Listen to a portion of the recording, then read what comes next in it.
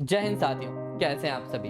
खासकर आज का जो मेरा सवाल है, कैसे हैं आप सभी, ये मध्य प्रदेश के उन सभी युवाओं से है जो व्यापम और मध्य प्रदेश आयोग की परीक्षाओं की तैयारी कर रहे हैं। दोस्तों, उम्मीद है आप अच्छे होंगे, आपका हाल बहुत अच्छा होगा। दोस्तों, इस वीडियो को पूरा जरूर देखिएगा, क्योंकि जब पटवारी का रिजल्ट आया था तो टॉप 10 को देखकर कि वो सभी के सभी ग्वालियर के और एक ही कॉलेज के हैं, तो हमारे मन में कुछ ऐसे सवाल निकल कर सामने आए थे, जैसे कि उस कॉलेज से क्या केवल 7 ही लोगों का सिलेक्शन हुआ? क्या और भी लोग थे जो उस कॉलेज से सिलेक्ट हुए थे? क्या व्यापम में ऐसे कितने और केंद्र बनाए गए हैं जहां पर इससे भी ज्यादा लोगों के सिलेक्शंस हुए? क्या उन सभी 7 कैंडिडेट्स जिनको अभी संदिग्ध के दायरे में रखा जा रहा है, क्या उन्होंने सभी ने एक ही दिनांक पे आवेदन किया था? जो हस्ताक्षर को लेकर जो कयास लगाए जा रहे हैं कि उन्होंने हस्ताक्षर नहीं किए थे, केवल जगह खाली छोड़ दी थी, तो ऐसे कुछ सवाल हैं जिनके जवाब आज आपको इस वीडियो में मिलने वाले हैं। तो वीडियो को लास्ट तक आपको जरूर देखना है दोस्तों, आज जो आप सभी के द्वारा इंदौर में आंदोलन किया गया, हकीकत में वो एक लाजवाब आंदोलन था। इस आंदोलन के जरिए हम सरकार को नींद से तो जगाना चाहते हैं, पर दोस्त, क्या ये हमने पहली बार ही ऐसा आंदोलन किया है? इसके पहले भी दोस्त ऐसे कई आंदोलन हो चुके हैं।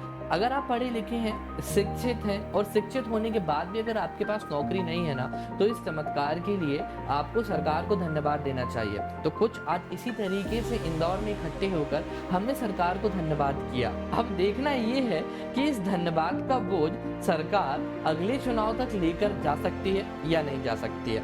चुनाव से दोस्त मुझे एक बहुत अच्छी चीज याद आ गई कि 2019 के चुनाव में थोड़ा सा आपको लेकर चलना चाहता हूँ। 2019 का जब चुनाव हुआ था, हमने वोट दी थी। वोट देते ही हमने ये सोचा था कि शायद सूरज की कुछ किरणें हमारे आंगन में भी आ जाएं और उन आंगन में रखे हुए उस दिए को भी जला दें। मतलब ये है कि अगर सरकार बनती है तो 2019 के जो पहले से रुकी हुई भर्तियां थी, अब हो सकता है कि वो भर्तियां जल्द से जल्द आना दोस्त यहाँ पर शुरू हो जाएंगी। हमने इस उम्मीद के साथ सरकार को चुना, पर उम्मीद ऐसी रही कि दोस्त उस उजाले की कल्पना में हमने उस भयंकर अंधियारी रात के बारे में तो कभी सोचना ही भूल गए। 2019 से लेकर 2023 चल रहा है, आज लगभग 4-5 साल हो गए हैं, और इन 4-5 सालों में मध्य प्रदेश में जितनी भी परीक्षाएं हुई हैं, उन परीक्षाओं में अभी तक किसी की भी ज्वाइनिंग नहीं हो पाई। आज हमारा मध्य प्रदेश का एक शिक्षित वर्ग जो कि अभ्यर्थी है, वो आज परीक्षाओं के लिए इधर उधर देख रहा है, उधर उधर भटक रहा है। अभी हाल ही में जो मध्य प्रदेश में एक परीक्षा हुई थी वर्ग 2 और वर्ग 4 के लिए, जो कि 15 मार्च से लेकर 26 अप्रैल तक चली है। दोस्त, इस परीक्षा में आप जानकर हैरान हो जाएंगे, लगभग 12,89,000 के आसपास फॉर्म डाले गए थे, जिसको हम यहाँ पर पटवारी की परीक्षा बोलते हैं, और अभी हाल ही में इसमें घोटाला भी निकल आया है। आपको जानकर हैरानी हो जाएगी कि 9,78,000 लोगों ने पेपर दिया था। अब आप सोचिए कि अगर 9,78,000 अभ्यर्थी पेपर दे रहे हैं तो अच्छी खासी भर्ती होगी। दोस्त, हैरान मत होइएगा, केवल 1% 8,671 पद थे।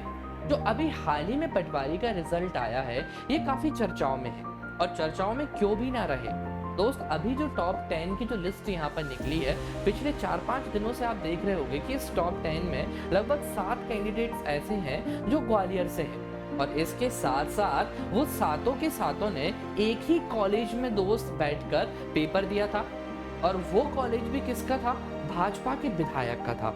जब इनसे इस बारे में पूछा गया कि टॉप 10 में 7 कैंडिडेट सिलेक्ट हुए हैं, वो भी ग्वालियर के और आपके कॉलेज से, तो इन्होंने बोला कि केवल हमने आप व्यापम के लिए पेपर करवाने के लिए कॉलेज दिया था और अपने कंप्यूटर्स दिए थे। क्या हुआ क्या नहीं हुआ, इसके बारे में हम कुछ नहीं जानते। दोस्तों, पिछले 4-5 दिनों से जो व्यापम और पटवारी के घोटाले की जो चीजें चल रही हैं, इसके बारे में कुछ हम दोस्त बात करने वाले हैं।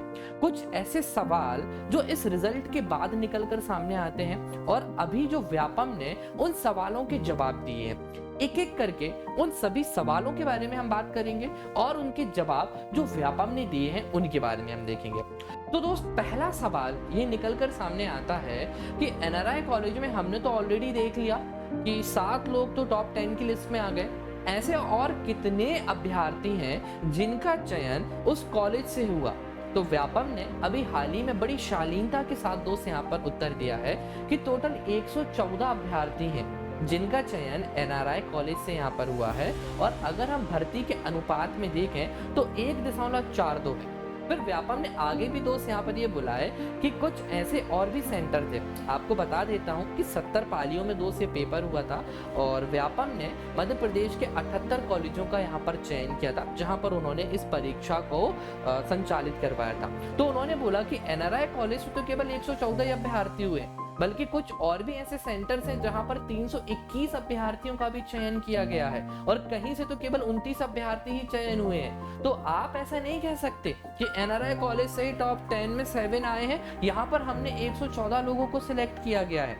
तो पहले सवाल का जवाब तो आपको मिल गया। अब बात करते हैं अगला सवाल जो हम यहाँ पर व्यापम से पूछना चाह रहे थे। दूसरा सवाल दोस्त यहाँ पर ये है कि टॉप 10 स्थान प्राप्त समस्त अभ्यर्थियों की परीक्षा दिनांक क्या थी। तो दोस्त ये सवाल बिल्कुल जायज है कि जो टॉप 10 में 7 अभ्यर्थी आए थे, क्या उन सभी ने एक ही दिन में पेपर दिया हुआ था। व्यापम ने इसका उत्तर दिया है कि जो टॉप 10 में जो 7 विद्यार्थी दोस्त यहाँ पर आए हैं, उन्होंने एक ही दिनांक में पेपर नहीं दिया है, अलग अलग पाली में दोस्त यहाँ पर उनके द्वारा पेपर दिया गया था, और सभी के जो प्रश्न पत्र थे वो बिल्कुल ही अलग थे। तो दोस्त अब चलते हैं हम सवाल नंबर 3 जो हम व्यापम से पूछना चाहते हैं। सवाल नंबर 3 ये है कि इन सभी की प्रोफाइल और पंजीयन और आवेदन पत्र की दिनांक क्या एक ही थी। क्या एक ही दिन पर सभी ने दोस्त यहाँ पर आवेदन किया था। व्यापम ने इसका उत्तर भी दिया कि सभी की जो प्रोफाइल और जो पंजीयन और आवेदन पत्र की दिनांक थी वो अलग अलग तिथि थी, वो बिल्कुल भी एक तिथि के दिन सभी आवेदन नहीं दायर किए गए थे। चलिए अब बात करते हैं दोस्त यहाँ पर हम सवाल नंबर 4 जो व्यापम से पूछा गया सबसे महत्वपूर्ण सवाल है। सवाल ये था दोस्त जो व्यापम से पूछा गया था कि टॉप 10 में आए अभ्यर्थियों की श्रेणियां क्या थी। क्या वो सभी के सभी सामान्य थे, ओबीसी थे, ईडब्ल्यूएस से थे, एसटी में थे, या फिर वो एससी से थे। ये यहाँ पर व्यापम ने टॉप 10 कैंडिडेट्स की कैटेगरीज के बारे में दोस्त बताया। तो 4 सवालों के जवाब तो व्यापम ने हमारे लिए दे दिए। अब बात करते हैं दोस्त यहाँ पर हम जो 5वें नंबर का सवाल हम व्यापम से पूछना चाह रहे थे। सवाल नंबर 5 दोस्त व्यापम से ये था कि टॉप 10 अभ्यर्थियों ने हस्ताक्षर किस प्रकार किए थे। दोस्त ये मसला सबसे ज्यादा उठा है। यहाँ पर एक चीज भी कही गई थी कि जो टॉप 10 में अभ्यर्थी आए हैं उन सभी ने हिंदी में साइन किए थे, सभी ने साइन भी नहीं किए थे, केवल अपना नाम लिखकर दोस्त यहाँ पर आ गए थे। इस तरह की अफवाहें या फिर हो सकता है कि कुछ तथ्यों के साथ यहाँ पर ये बात कही गई थी। व्यापम ने इस चीज की पुष्टि क्या की गई है कि जो टॉप 10 थे उनमें से 6 लोगों ने हिंदी में तथा 4 लोगों ने अंग्रेजी में हस्ताक्षर किए।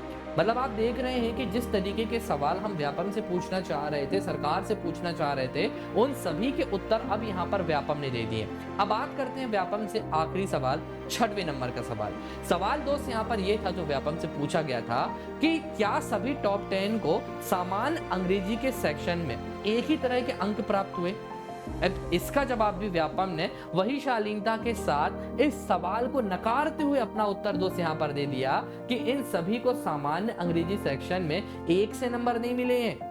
जो 25 नंबर का जो पोर्शन था, किसी को 13, किसी को 14 और 23 तक के बीच में, मतलब 13 से लेकर 23 तक के बीच में इन सभी को नंबर दोस्त यहाँ पर दिए गए हैं। अभी हाल ही में एक और चीज हुई है कि जो ग्रुप 2 और ग्रुप 4 को लेकर जो मध्य प्रदेश के अलग अलग शहरों में जो आंदोलन हुए थे, उन आंदोलनों को लेकर माननीय मुख्यमंत्री शिवराज सिंह चौहान जी ने अभी ट्वीट करके दोस्त यहाँ पर कहा है कि कर्मचारी चयन मंडल द्वारा समूह 2, उप समूह 4 एवं पटवारी भर्ती परीक्षा के परीक्षा परिणाम में एक सेंटर के परिणाम पर संदेह व्यक्त किया जा रहा है। इस परीक्षा के आधार पर की जाने वाली सभी नियुक्तियां अभी रोक रहा हूं। सेंटर के परिणाम का पुनः परीक्षण किया जाएगा।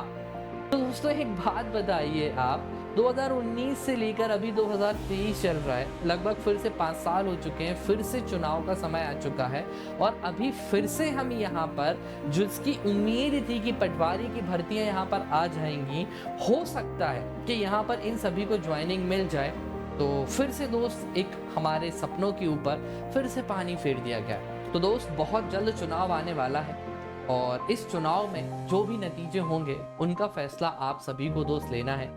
मैं किसी भी पार्टी के फेवर में बात यहाँ पर नहीं करूंगा, बट आप समझदार हैं, आप रोजगार के लिए सरकार से लड़ रहे हैं। मैं आपसे बस जाते जाते एक और बात यहाँ पर कहना चाहता हूँ, चैनल को सब्सक्राइब करिएगा, है ना, वीडियो को लाइक करिएगा और जितना ज़्यादा हो सके आप इस वीडियो को वायरल कर दीजिएगा। बस आपसे एक ही सपोर्ट की उम्मीद करता हूँ। Thank you so much guys.